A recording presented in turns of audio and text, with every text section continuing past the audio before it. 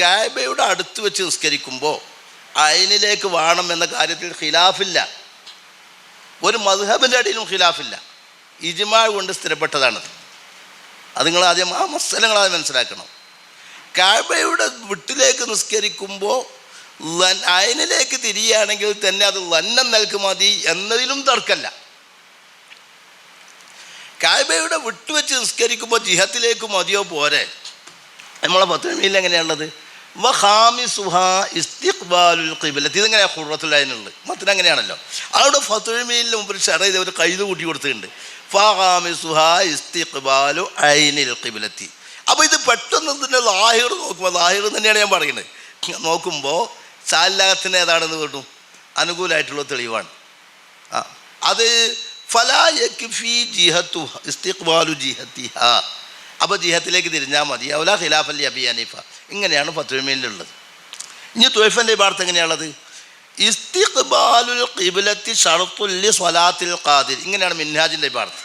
അവിടെ തുഹഫ ഇസ്തിഖ്ബാലു ഐനിൽ ഖിബ്ലത്തി അയൽ കഅബത്തി ശർത്തുൽ ലി സ്വലാത്തിൽ ഖാദിരി. അപ്പോൾ അവിടെ എന്തായി? ഫത്വമീൻ പോകുന്ന വഴിയായി. അതായത് എനിക്ക് എന്ത് ചെയ്യണം? തിരിയണം.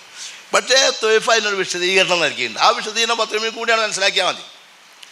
ലാകിൻ യഖീനൻ ബിമുആയനത്തിൻ ഔ മസ്സിൻ ഔ ബിർതിസാമി അമാറത്തിൻ ഫീ ദിഹ്നിഹി.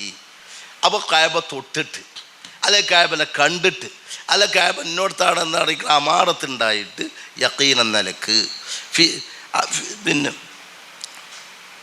ഏത് കഅബൻ്റെ ഇടയിൽ മറല്ലാത്തോടത്ത് അങ്ങനെ ഒരു കൈതും കൂടി തുഹഫ അവിടെ എന്ത് ചെയ്തിട്ടുണ്ട്?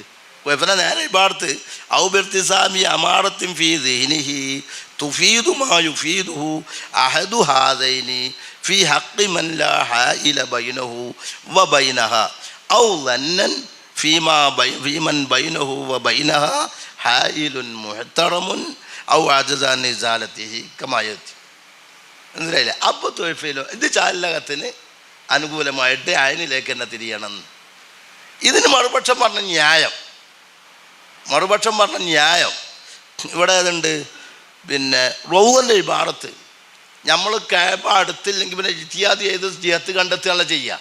അവിടെ അൽ മത്ലൂബ് ബിൽ ഇജ്തിഹാദി ഖൗലാനി. ഇജ്തിഹാദ് കൊണ്ട് നമ്മൾ എന്താണ് തേടുന്നത്? രണ്ടഭിപ്രായം ഉണ്ട് അവിടെ, രണ്ട് ഖൗലുണ്ട്.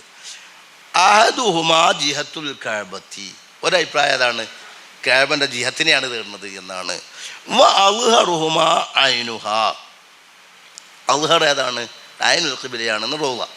നിഹായയിൽ വഅലം അന്നൽ ഫർള ഫീ ഹഖ്ഖിൽ ഖരീബി മിനൽ കഅബത്തി ഇസാബത്തു ഐനിഹാ വകദൽ ബഈദി ഫിൽ അൽഹരീൻ.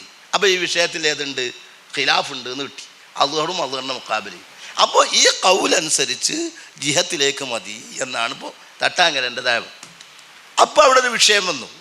ഈ ഖൗല് തഖ്ലീദിന് പറ്റുമോ പറ്റൂലേ? ഇല്ല, അത് കാണണമല്ലോ. അങ്ങനെ ഖൗലുണ്ടായ പോരല്ലോ, ഖൗലനുസരിച്ച് അമലെടുക്കാൻ പറ്റണ്ടേ?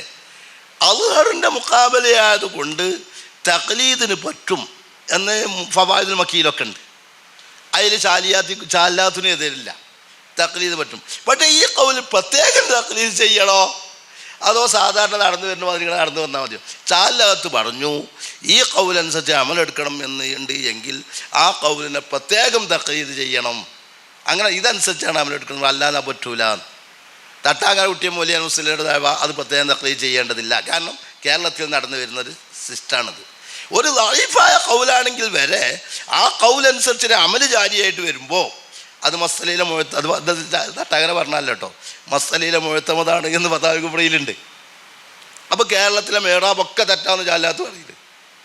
ആകെ മലപ്പുറത്തിന് മേറാബേ ശരിയുള്ളൂ എന്ന് അറിയണത്. പൊന്നാല് മേറാബ് വരെ തെറ്റാന്നപ്പോൾ ഞാൻ ചാലകത്തിൻ്റെ എതിർപക്ഷത്തല്ല കേട്ടോ. എങ്ങനെയെങ്കിലും നമ്മളെ നിസ്കാരം ശരിയായി കിട്ടുകയാണെങ്കിൽ അതാണല്ലോ നല്ലത് എന്നുള്ളൊരു അഭിപ്രായക്കാരനാണ്. കാരണം നമ്മളൊക്കെ നിസ്കാരം അയലുൽ ഖിബ്ലയിലേക്കാണ് എന്ന് വേണമെന്ന് പറഞ്ഞാൽ നമ്മൾ കുടുങ്ങും. അപ്പോൾ ഇരിക്കട്ടെ. അപ്പോൾ അങ്ങനെ എന്ത് ചെയ്തു? അത് പ്രത്യേകം തഖ്ലീദിൻ്റെ ആവശ്യമില്ല. വേണമെങ്കിൽ തന്നെ അമലിൻ്റെ ശേഷം തഖ്ലീദ് പറ്റുമല്ലോ എന്ന്. എന്നാൽ അപ്പോൾ തർക്കത്തിൻ്റെ തുടക്കം അങ്ങനെയാണ്.